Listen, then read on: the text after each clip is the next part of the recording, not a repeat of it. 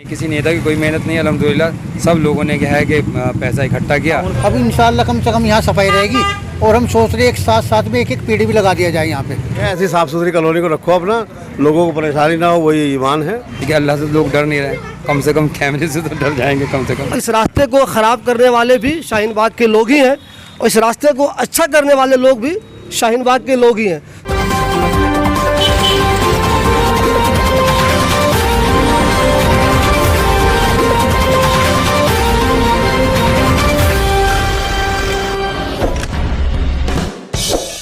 दोस्तों मैं अभी शाहीन बाग में हूँ 8 नंबर पर।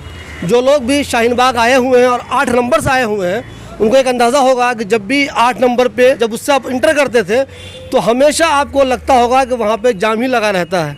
उसकी जो वजह थी, मेन वजह, एक तो वो रोड ही पतली है, दूसरे वहाँ पे ये जो जगह है पीछे वाली जगह, यहाँ पे हमेशा लोग अपनी अपनी कार लगाते थे। कुछ तो वो लोग थे जो आते थे अंदर किसी काम से तो कार लगाते थे, कुछ लोग ऐसे थे जिनको ये लगता था ये वाली जो ज़मीन है सरकार की वो उनके बाप दादा ने ही खरीदी हुई है, अब वो परमानेंट यहाँ पे अपनी कार लगाते थे। एक तो मसला था कि यहाँ पे रेगुलर कार लगती थी। कुछ शाहीन बाग के ही लोग ऐसे थे, नाअहल लोग, जिनको ढीठ लोग कहिए आप, वो रोज़ाना यहाँ पे कूड़ा फेंक देते थे। बहुत दिनों तक ये मसला चलता रहा, सालों से ये मसला चल रहा था, रोज़ाना ही लोगों को परेशानी हो रही थी, इसका कोई भी हल नहीं निकल रहा था। लेकिन जिस तरह कुछ ढीठ लोग ऐसे होते हैं जो इलाके को ख़राब करने की कोशिश करते हैं, लोगों को परेशान करने की कोशिश करते हैं, वहीं हर इलाके में कुछ अच्छे लोग भी होते हैं जो कुछ तरकीब निकालते हैं ताकि मसले का हल निकाला जा सके। हमारे साथ यहाँ पे कुछ लोग मौजूद हैं जिन्होंने प्लानिंग किया और यहाँ पे इन्होंने पिलर लगा दिया। पिलर इन्होंने इस वजह से लगाया है कि इसके बाद इतना स्पेस बचे ही नहीं ताकि कोई गलत तरीके से कार लगा दे और जो लोग शाहीन बाग आते हैं या शाहीन बाग से बाहर कहीं जाते हैं वो आराम से निकल जाएँ। जनाब मुझे ये बताइए कि आपको ये कब ख्याल आया कि हमें ये काम करना चाहिए? ये तो काफ़ी पहले से ख्याल आया, लेकिन बीच में कुछ लोगों ने हमने मिलकर एक मीटिंग करी, इसमें असलम जावेद साहब हैं, अख्तर साहब हैं और दीगर अहबाब हैं।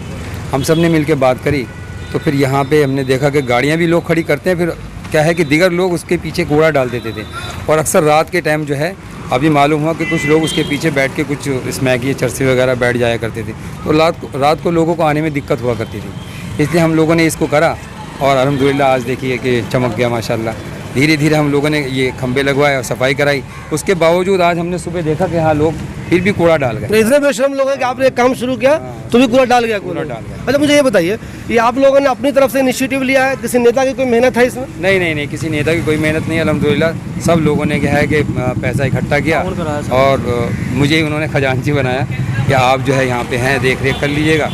तो अल्हम्दुलिल्लाह लोगों ने कोऑपरेट किया माशाल्लाह और कोऑपरेट कर रहे हैं कि दीगर और भी इसमें काम होना है, एक लाइट भी लगनी है और इसको थोड़ा सा वाइट वॉश कराना है ताकि लोगों को चलने में भी परेशानी ना हो और 2 गाड़ियाँ भी अल्हम्दुलिल्लाह आराम से निकल जाए। अच्छा मुझे ये बताइए, चूँकि मैं इलाके में देखता रहता हूँ, रिपोर्टिंग करता रहता हूँ, इलाके में बहुत ढीठ टाइप के लोग हैं। हालांकि इस्लाम में सफाई आधा ईमान है, मस्जिदों से ऐलान होता है, लोग भी कहते रहते हैं, फिर इनको शर्म नहीं आती। जहाँ दिल में आता है मैं देखता हूँ कि स्कूटर पर लोग अपनी वाइफ के साथ जाते हैं, रास्ते में कूड़ा कहीं फेंक देते हैं। आप जो ये मेहनत कर रहे हैं, आप तो हर वक्त यहाँ मौजूद नहीं रहेंगे, यहाँ आपने लगा दिया, कुछ ढीठ आदमी ऐसा हो जो इसके बाद भी अगर यहाँ पे कार लगा दे, वो ये सोचे बगैर कि नुकसान हो सकता है लोगों का या कूड़ा फेंक जाए, उनका इलाज कैसे होगा?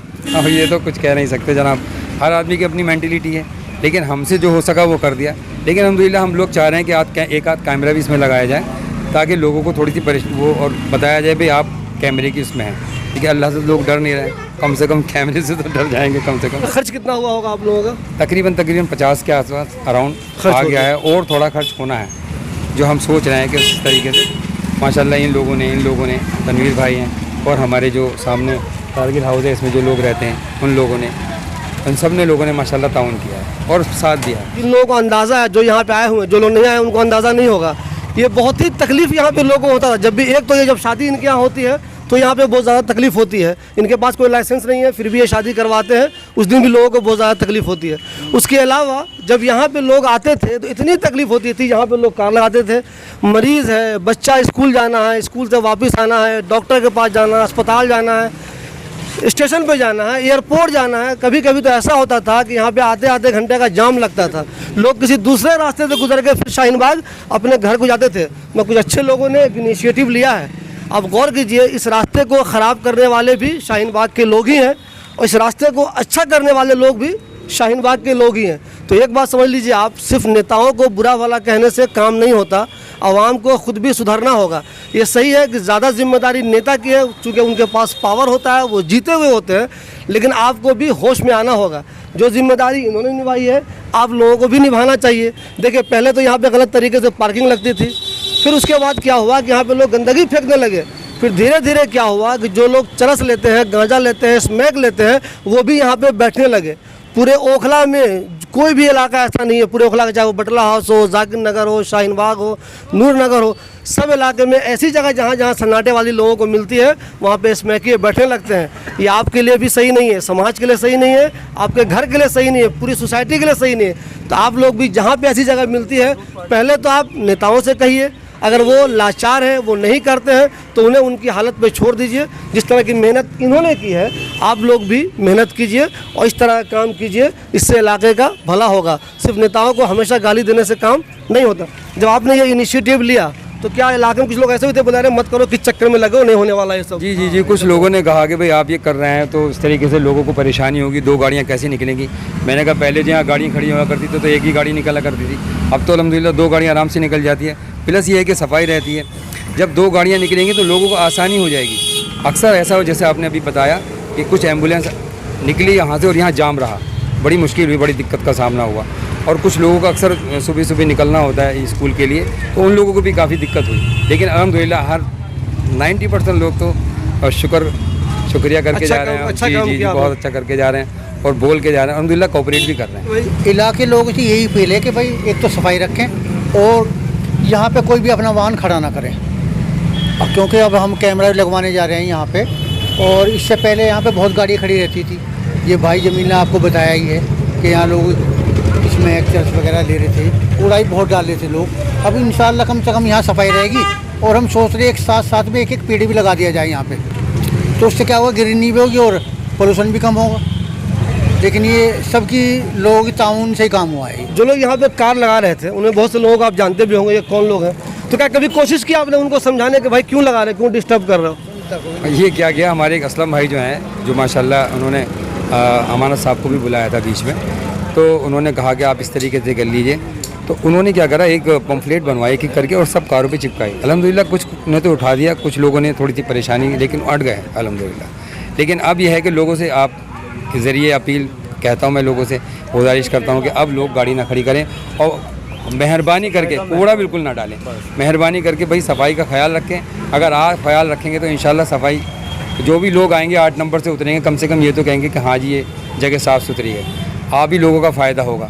और ये है कि भाई मुसलमान के लिए तो वही है, सफाई जो है आधा ईमान है। हम लोग जो है घर में भी सफाई जैसे रखते हैं, ऐसे ही हमारा बाहर का भी माहौल सफाई रहेगी तो इंशाल्लाह माहौल भी साफ़ सुथरा रहेगा। लोग तो समझे नहीं, माने नहीं, सालों से वो बदमाशी करते रहे, कूड़ा फेंकते रहे, कार लगाते रहे, गंदगी करते रहे, और माशाल्लाह आप लोगों ने एक अच्छी पहल की है। इस बारे में क्या कहेंगे आप? बस ठीक है, ऐसी साफ़ सुथरी कॉलोनी को रखो अपना, लोगों को परेशानी ना हो, वही ईमान है।